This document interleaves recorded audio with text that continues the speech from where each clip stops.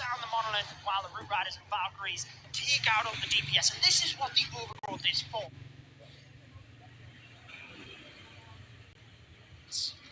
Waking up the town hall with the earthquake so that the flame around this region.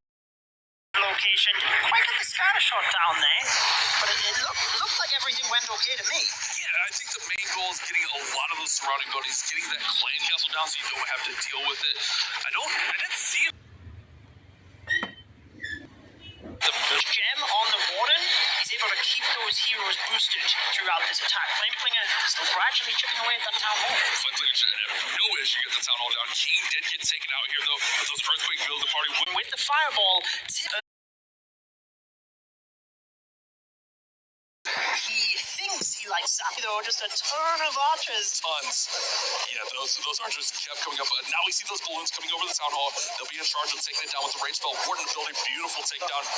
Looks well versed in the Lalo. I guess essentially, and they will make it to Sunday. But on the counter to that, Navi, a huge fan favorite.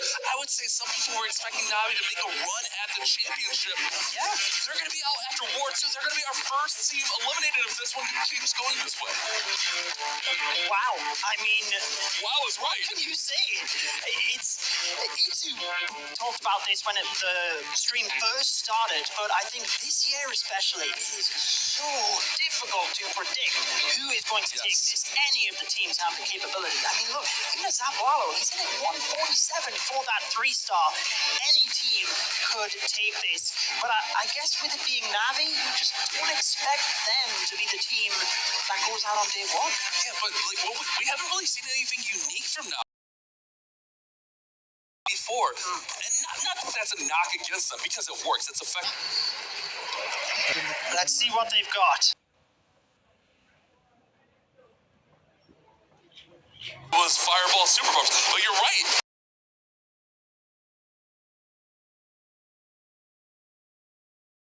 Notice the air where he places throughout the base. Yeah, it's quite funny. I thought that's what he was doing with the Valkyries, but nope, they went across and just got flung by spring traps on the right-hand side. I don't think he needs it, though, because look at the damage through the middle. In combination with the earthquake boots, the King is able to just open up everything. There is so much power. Archer Queen ability helping to reinforce the flank. We still got 8 barbarians, and I guess this is, even if you use a strategy from a different team, we saw Synchronic just be so well versed with it because they, clearly came up with this and optimized it. This shows the power, though. 3 stars, very comfortable, I would say, as long as you can get through to that multi. Well, I think this speaks to the skill set of Navi is they're able to adapt. If they see something they like, they're not afraid to try it. That's one bold thing about Navi. They're not afraid to try any attack in any tournament, in any situation. If they think that they can 3-star with it, they're going to throw it at the base. It's going to be a 3-star for stars. A little bit unconventional, but look at this, a little bit faster. I like the picking up the... But now they have to get it a 1... Closer to call it. Yeah, it's always a nightmare when you're casting. This is an easy 3-star, and then something happens, and it's maybe not. We'll see. But very good job to again in this moment. The pressure is on getting that 3-star. We do have Klaus going up last for Navi, but MTFY more in their hands. See if we can take it in the next attack, I guess, Bash. And all they need is a 2-star. They don't even need to triple here. That's the more impressive thing. So the odds of Navi winning this war are they're near impossible at this point. If you're MTFY, and like I mentioned, I keep reiterating on this point, we've seen that they're able to adapt. They're able to play it safe. All you have to do is go through the town hall, essentially. Heroes will be able to pick up enough. You send the Root Riders right through. You win this war. You move on to Sunday, and your prize pool also increases with that. Yeah, always nice. Always nice. But we do have Shuai, the last attacker for MTFY. I love the face-offs and the images we have of the players. Such amazing job from the team this year. But I'm interested to see what happens, not just in this attack, but I've also got my eye on the match against Synchronic after this. Let's see if MTFY can finish it off perfect.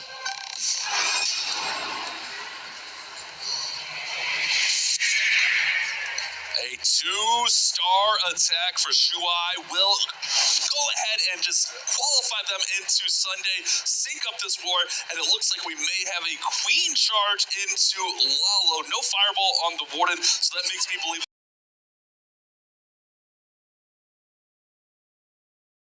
OG attack, Judo. Talk about no risk, right? Yes, no risk to close out the wall. But we do have a nice solid approach here, shall we say. We've got the Expo tanked from the Archer Queen, the Apprentice Warden there as well, just to help boost the stats. And then the Flame Flinger is going to just help support because the Queen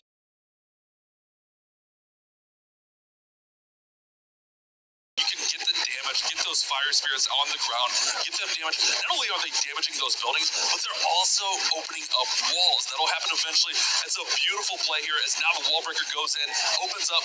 Look at that. The King's Earthquake Boots opens up the whole town hall. Not only that, the spiky ball damages the model from town hall. This is looking beautiful. Shuai looks to have the 2-star secured already.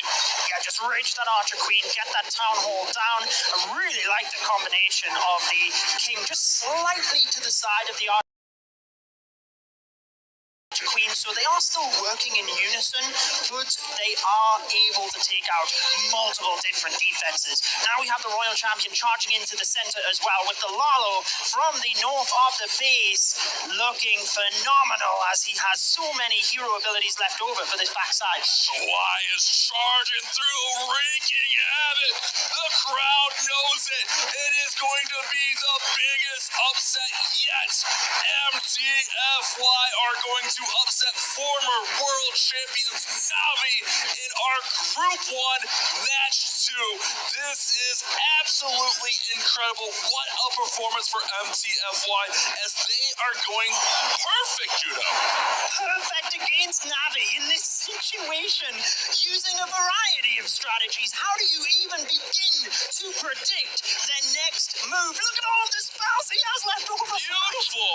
Swagging 2 Rage, 2 Freeze, and an invisibility spell in hard mode with Queen Charge Lalo. What is going on? I'll tell you what's going on, Judo. Our predictions are in shambles, brother. We all got it wrong. But Navi will be eliminated. This storage goes down. It's a perfect war. Back-to-back perfects against Navi. MTFY, the unknown, have done it. They will move on to Sunday no matter what. Listen to the applause. They all know it. What can you say? All you can do is credit MTFY there. They came out swinging from the off, took the war into their own hands, and have showed us that for predictions, do not count them out. What a performance. Hey, just because we haven't seen them doesn't mean they're good. They're here for a reason.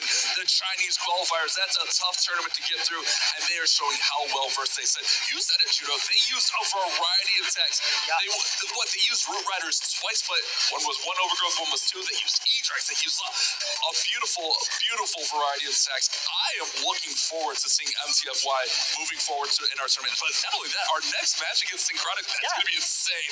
But we know Navi. They are a very proud clan, and they can go out with their head held high here with Klaus coming in to finish up the war. Absolutely.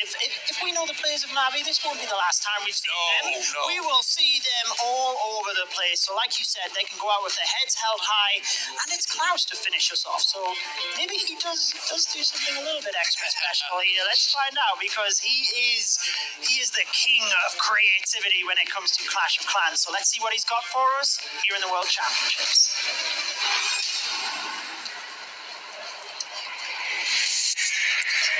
Do we get spoiled with a Navi creative attack? Remember, even though they are eliminated, they still get a full chunk of change, but they've also earned $40,000 as a team throughout this.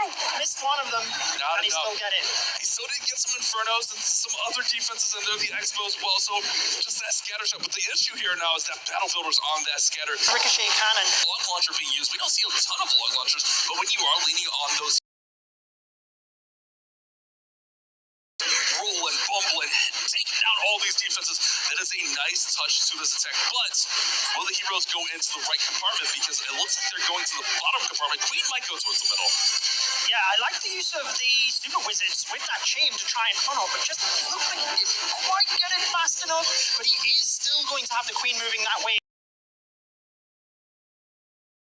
Notice that one rocket balloon flying out of his clan castle as well, just to absorb a couple of the mines there and make sure that he can deal a little bit of damage onto the defense. Queen's a minute left, Bash. Yeah, that's the one thing we talked about this earlier. They've been so deliberate with their attacks. If this was war on the line, this is a little bit of a risky play. Obviously, I don't think he goes massive Skelly Donut war on the line. I think kind of just putting on a show for the crowd. Klaus is a definite showman, but yeah, I think this is going to be fine. I think it's going to be fine. Heroes are still well supported. The Royal Champion will go down there on defense. Doesn't have to get to that multi-archer star. Those are no joke. They can deal out a lot of damage. I don't know. Maybe Klaus is having a little doubt here.